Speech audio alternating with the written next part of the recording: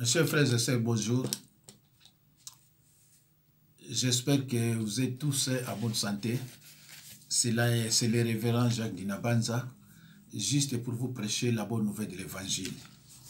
Et cette bonne nouvelle de l'évangile est intitulée si un chrétien en bonne santé refusait de travailler, qu'il ne mange pas non plus. Si un chrétien en bonne santé refusait de travailler, qu'il ne mange pas non plus. 2 Thessaloniciens 3, 6 à 15. 2 Thessaloniciens 3, 6 à 15. Mes chers frères et sœurs dans le Seigneur, pour manger, il faut travailler. Pour payer les charges, il faut travailler. Pour se marier, il faut avoir de l'argent. Or, pour avoir de l'argent, il faut travailler. Alors, un chrétien en bonne santé, qui refuse de travailler, il commet un péché. Il commet un péché. Frères et sœurs en Christ, Jésus-Christ a commencé son ministère avec des gens qui travaillaient. Jésus-Christ a recruté des gens seulement qui avaient des CV. Comme il marchait le long du chemin, comme il marchait le long de la mer, comme il marchait le long de la mer de Galilée, il vit deux frères, Simon appelé Pierre et André son frère, qui jetaient un filet dans la mer, car ils étaient des pêcheurs. Plus loin, il vit encore deux autres frères, Jacques et Jean, les deux fils de Zébédée. Il leur dit, suivez-moi et je vous ferai pêcheurs d'hommes. Aussitôt, ils laissèrent le filet et les suivirent tous les quatre. Mes chers frères et sœurs, Jésus-Christ n'a pas recruté des paresseux. Jésus-Christ a recruté des gens qui se réveillaient tôt pour aller au travail. Jésus-Christ a recruté les gens qui avaient ce qu'on appelle la conscience professionnelle. Ils sont habitués à travailler. Alors, ils vont aussi s'habituer à prêcher la parole. Parce que la Bible nous enseigne que la mission d'un pasteur, c'est de prêcher d'abord la bonne nouvelle aux pauvres.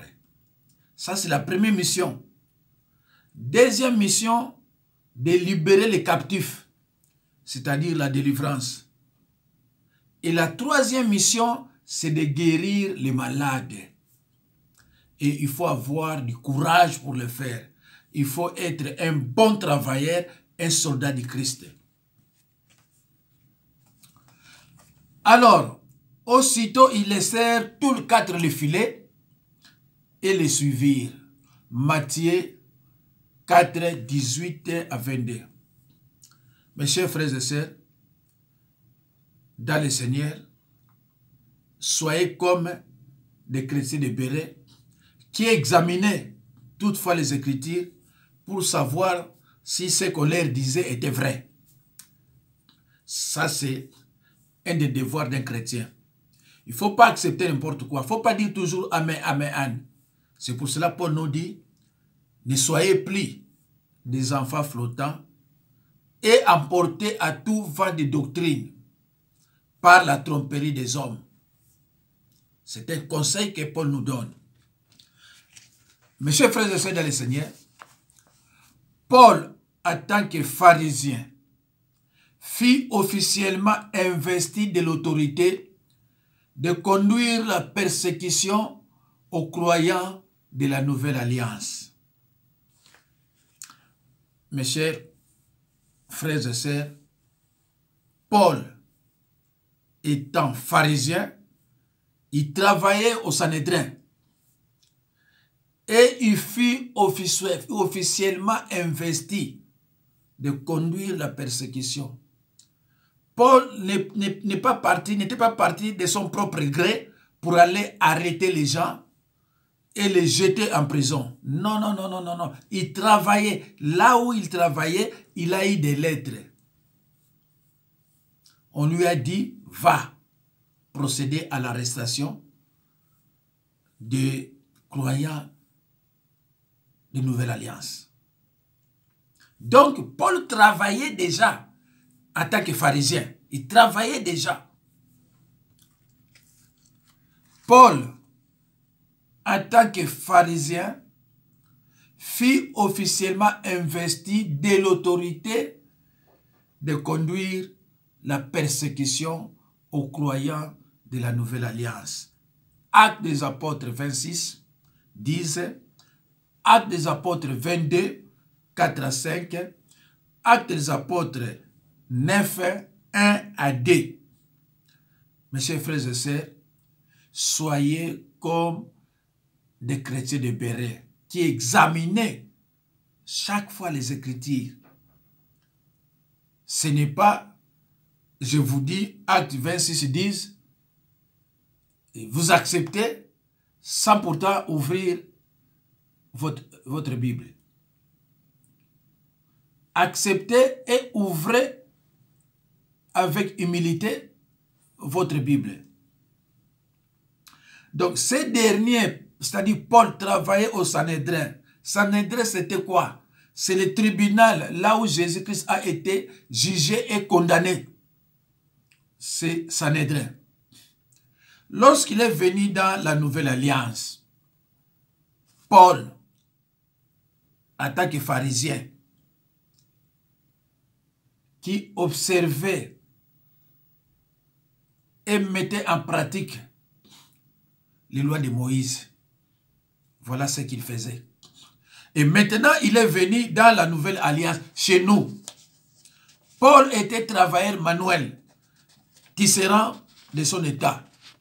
Il y réalisait des tissages en poil de chèvre pour confection des tentes pour n'être à la charge des personnes. Il était faiseur des tentes pendant un certain temps. Acte 18, 3, 1 Thessaloniciens 2, 9. Il était faiseur des tentes pendant un certain temps. Acte 18, 3, 1 Thessaloniciens 9. Il recommandait aux frères de se tenir à distance à tout frère qui vit dans l'oisiveté, ne travailla pas du tout, mais se mêla du tout. Se mêla de tout. Mes chers frères et sœurs, Paul nous dit de se tenir à distance de tout frère qui vit en désordre, de tout chrétien qui refuse de travailler. Grâce à ton travail, tu vas payer toutes les charges. C'est le gagne-pain. Et sans travail, tu es nul. Le travail, c'est la dignité. Le travail, c'est le respect. On doit te respecter parce que tu travailles. Alors, quelqu'un qui ne travaille pas, c'est quelqu'un qui mène une vie de désordre. Il mène une vie de désordre parce qu'il ne travaille pas. Il sera là seulement pour mendier. Or, la mendicité est un péché. Si tu es en bonne santé et tu ne veux pas travailler, tu refuses de travailler, c'est un péché. Tu ne verras pas le ciel. Donc, Jésus-Christ n'a pas choisi n'importe qui. Paul était déjà un travailleur, un bon travailleur. Donc Jésus-Christ ne pouvait pas recruter un paresseux, un désordonné, quelqu'un qui refuse de travailler. Frères et sœurs en Christ, il y avait dans l'église d'Antioche des prophètes, des docteurs, des pasteurs et des évangélistes. Cela permettait aux autres serviteurs de Dieu d'aller travailler. Acte 13, 1 à 2. Mes chers frères et sœurs, pour être pasteur, pour devenir pasteur, il faut avoir un CV. Tu as travaillé où?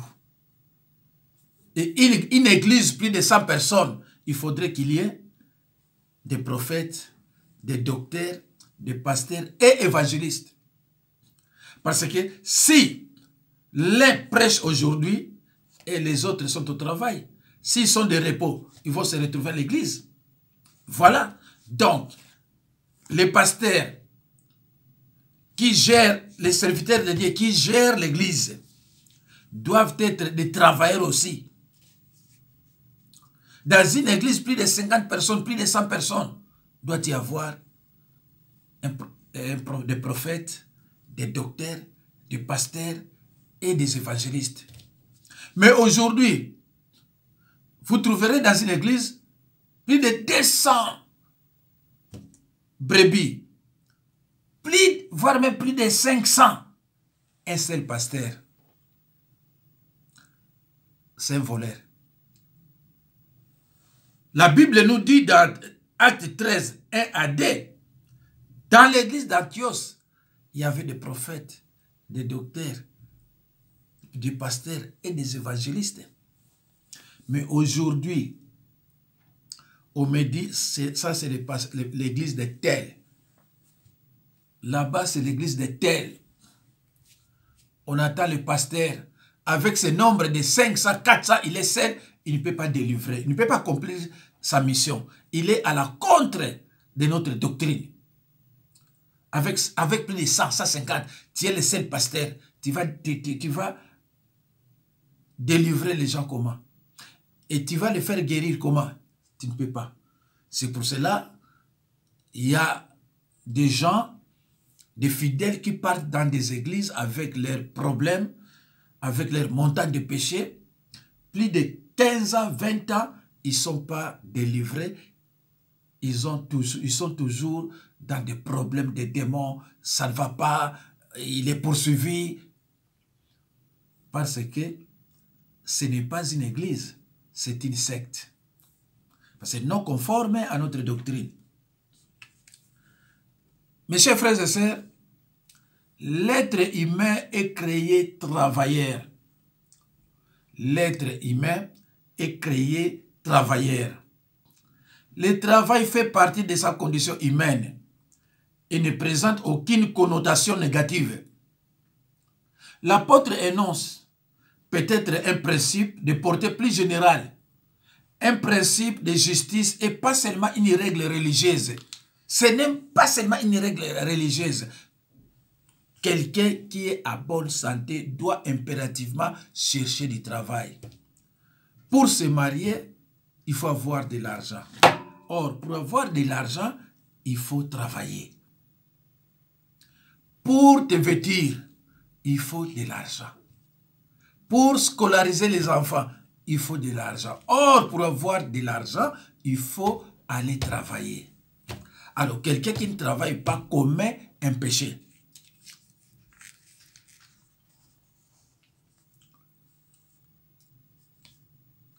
Le travail est le mode de vie sur terre depuis Adam et Ève. On quittait le jardin d'Éden. Le Seigneur a dit à Adam, c'est à la sueur de ton visage que tu mangeras du pain. Genèse 3, 19. C'est à la sueur de ton visage que tu mangeras du pain. Genèse 3, 19. Adam et Ève ont travaillé au champ afin de subvenir à leurs besoins et à ceux de leurs enfants. Frères et sœurs en Christ, la Bible nous enseigne que Bartimée portait un manteau, ce qui permettait de le reconnaître, de l'identifier pour qu'il reçoive l'aumône.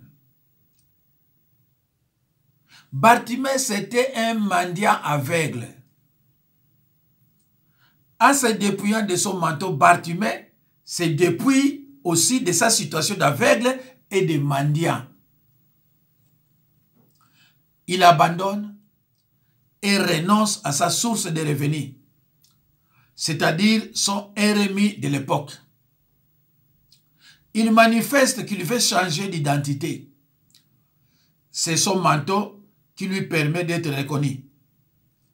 Il a vraiment décidé de changer son gagne-pain, sa source de revenus, et il veut travailler.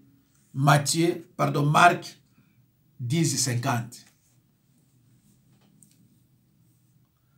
Bartimée, c'est normal. Il n'était pas en bonne santé. Il était un aveugle mendiant. Et grâce à son manteau, qu'on le reconnaissait. Parce qu'à cette époque, les aveugles portaient des manteaux.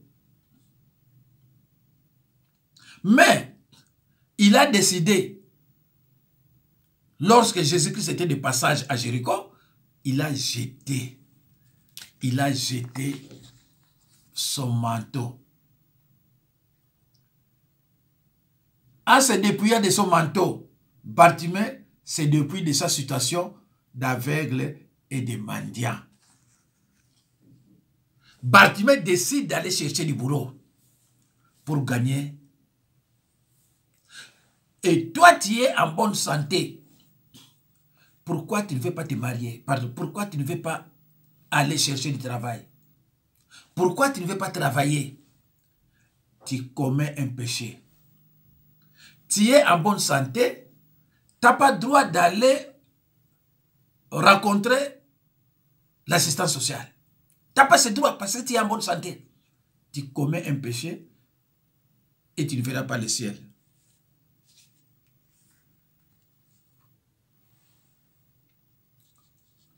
Personne ne peut se déclarer être pasteur sans CV. Jésus a recruté des travailleurs et non des paresseux. Pour être pasteur, il faut d'abord travailler quelque part, dans une société ou bien dans un établissement quelconque. Tu ne peux pas quitter ton village, tu viens, tu prends la Bible directement, tu te proclames être pasteur. Ah non, ça ne se passe pas comme ça. Ça ne se passe pas comme ça. Alors, mes chers frères et sœurs, prenez vos Bibles et ouvrez-les avec humilité. Nous allons lire dans 2 Thessaloniciens 3, 6 à 15. Lisez chez vous, mes chers frères et sœurs, dans 2 Thessaloniciens, pas Timothée, dans 2 Thessaloniciens 3, 6 à 15. Comment réagir envers les récalcitrants? Celui qui ne veut pas travailler, c'est un récalcitrant. C'est quelqu'un qui mène une vie de désordre. Alors nous servons un Dieu qui n'est pas un Dieu de désordre. Il semble bien que quelques-uns des saints à Thessalonique avaient cessé de gagner leur vie en travaillant parce qu'ils attendaient intensement le retour du Seigneur. Paul n'encourage pas une attitude comme étant spirituelle. Mais il dit, par des instructions bien claires, comment il faut traiter de tels frères. Ces instructions sont des ordres, s'éloigner de tout frère qui vit dans le désordre et savoir celui qui n'emboîte pas les pas. Les croyants devraient montrer leur désapprobation envers un tel frère en refusant de frayer socialement avec lui. L'offense n'est cependant pas assez grave pour qu'il soit excommunié de l'Église. Donc, l'offense n'est pas cependant assez grave pour qu'il soit exclu de l'Église. Les instructions que les Thessaloniciens avaient reçues de Paul leur ordonnaient de travailler sans relâche et de pourvoir chacun à ses besoins. Il ne cessait pas de fabriquer des tentes, simplement parce qu'il savait que le Seigneur reviendrait. Il est vrai qu'il attendait l'avènement de Christ à n'importe quel moment, mais il servait et travaillait parce qu'il était assez réaliste pour comprendre que le Seigneur ne viendrait peut-être pas de son vivant. Personne ne pouvait l'accuser de s'être installé chez quelqu'un et de manger la nourriture acquise par le travail des nôtres. Mes chers frères et sœurs, ne cherchez pas de manger la nourriture acquise par le travail des nôtres. C'est la mendicité. Il y a des gens qui sortent de chez eux à 4h, 5h du matin pour aller au travail. Le travail pour son gagne-pain. Toi, tu dors, tu es en train de ronfler jusqu'à 12h, 13h. Et le monsieur rentre le soir fatigué. Et toi, tu es là pour manger. Tu commets un péché. C'est pour cela la Bible dit, si un chrétien en bonne santé refusait de travailler, qu'il ne mange pas non plus.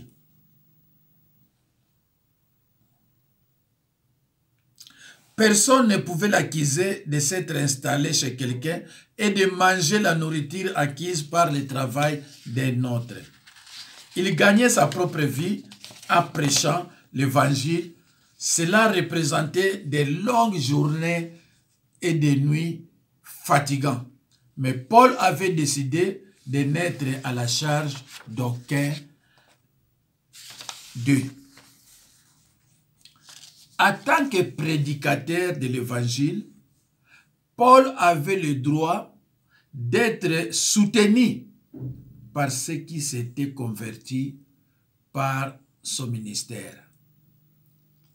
Mes chers frères et sœurs, dans le Seigneur, en tant que prédicateur de l'évangile, Paul avait le droit d'être soutenu par tous ceux qui s'étaient convertis par son ministère. 1 Corinthiens 9, 6 à 14. 1 Corinthiens 9, 6 à 14. 1 Timothée 5, 18. Mais il préférait de ne pas faire valoir son droit, afin d'être un modèle d'une indépendance généreuse et d'un zèle infatigable. Les Thessaloniciens avaient déjà reçu l'ordre de ne pas pourvoir aux besoins des tirs au flanc. Si un chrétien en bonne santé refusait de travailler, qu'il ne mange pas non plus. Et c'est en contradiction avec le fait que les chrétiens devraient toujours être bons. Ça n'a pas de rapport, pas du tout. Car ce n'est pas de l'amabilité que d'encourager la paresse. La Bible dit que nous ne pouvons pas être des méchants ou des mauvais. Nous devons être des bons, mais nous ne pouvons pas, n'est-ce pas, encourager le paresseux, les gens qui refusent de travailler. L'amour véritable envers ceux qui vivent dans l'erreur ne consiste pas à fraterniser avec eux, mais à être fidèle à Jésus en toutes choses. Tous ces gens-là sont invités et exhortés par le Seigneur Jésus-Christ à travailler paisiblement en gagnant leur propre pain. C'est un bon témoignage qui glorifie Dieu. Mes chers frères et sœurs dans le Seigneur, la Bible nous enseigne de faire tout pour la gloire de Dieu. Alors, quelqu'un qui travaille, il le fait pour glorifier l'Éternel. Mais si toi tu ne travailles pas, tu ne glorifies pas aussi l'Éternel. C'est une recommandation. Un chrétien en bonne santé doit impérativement travailler. Mes chers frères et sœurs, dans le Seigneur,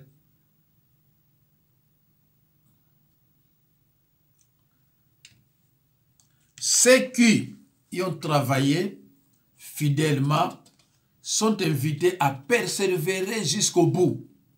C'est la fin de course qui compte, non le début. De sorte qu'ils ne doivent pas se lasser de faire ce qui est bien. Mais qu'en est-il de celui qui refuse d'obéir aux instructions de l'apôtre? Il faudrait que les autres chrétiens les disciplinent en refusant de frayer socialement avec lui. Le but de cette discipline est de les rendre honteux et de l'obliger à réformer ses voies. C'est ça le but de cette discipline. Le but de cette discipline est de les rendre honteux et de l'obliger à réformer ses voies. Cette discipline n'est pourtant pas aussi grave que l'excommunication. Ici, le coupable est encore regardé comme un frère. S'il est excommunié, il est exclu de l'Église, il est traité comme un païen et un publicain. Matthieu 18, 17. Un publicain, c'est un employé subalterne au service des grands collectes, au service des grands collecteurs. Zachée présenté comme chef de collecteur des impôts, chef de collecteur d'impôts, Luc 19, 1 à 9. Mes chers frères et sœurs dans le Seigneur, discipliner un frère est toujours fait en vue de sa restauration envers le Seigneur et le peuple de Dieu. La discipline doit être exercée sans amertume ni inimitié, mais avec courtoisie et fermeté. Il ne devrait pas être traité comme un ennemi, mais comme un frère. Mes chers frères et sœurs dans le Seigneur, malgré son état, malgré sa paresse, malgré sa vie de désordre, on ne peut pas le traiter comme un ennemi, mais on doit toujours le traiter comme un frère et l'encourager à trouver du travail. Mes chers frères et sœurs, c'est la fin de notre enseignement intitulé « Si un chrétien en bonne santé refusait de travailler, qui ne mange pas non plus. » Parce que Jésus, au départ, en commençant son ministère, il a recruté ceux qui travaillaient. Il a recruté des courageux et non des paresseux. Merci, messieurs, frères et sœurs dans le Seigneur. Au revoir et à la prochaine occasion. Merci.